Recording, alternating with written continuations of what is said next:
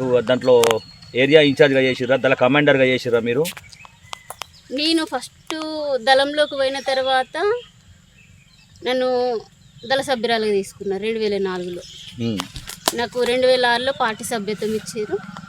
నాకు 2010లో 2009 లాస్ట్ అంటే 10 అనుకోండి, ఏరియా కమిటీ మెంబర్గా నన్ను ప్రమోట్ చేసారు. ఏరియా కమిటీ మెంబర్గా ప్రమోట్ చేసి నన్ను ప్రెస్ బాధ్యతలను అప్పగించారు పార్టీ. ఏ ప్రాంతంలో పనిచేసిరక్క? నేను తెలంగాణలో, ఛత్తీస్గఢ్లో, ఒరిస్సాలో చేసాను. మరి మీరు సరెండర్ కావడానికి కారణం ఏంటి? సరెండర్ అయ్యారా లేక లొంగు వాళ్ళే వచ్చి మిమ్మల్ని పట్టుకోవడం జరిగిందా?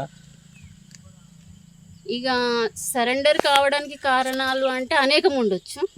నాదైతే ప్రస్తుతానికైతే అనారోగ్య సమస్య ఉంది. అనారోగ్య సమస్య అనుకున్నప్పుడు వేరే వేరే కారణాలు కాదు, కాళ్ళ ప్రాబ్లమ్స్ ఉన్నాయి నాకు. అయితే హాస్పిటల్కి నేను ఒకసారి పోయినప్పుడు డాక్టర్స్ చెప్పిన మాట ఏంటంటే, నువ్వు టోటల్గా రెస్ట్ తీసుకోవాలి, దీనికి ట్రీట్మెంట్ అనేది లేదు అని చెప్పేసి అన్న తర్వాత మళ్ళీ ఒకసారి ఎందుకైనా మంచి టెస్ట్ చేపిద్దామని చెప్పేసి అన్నాక 23లో పార్టీ ప్లాన్ చేసింది. ప్లాన్ చేసిన తర్వాత నన్ను ట్రీట్మెంట్కి అని పంపించారు.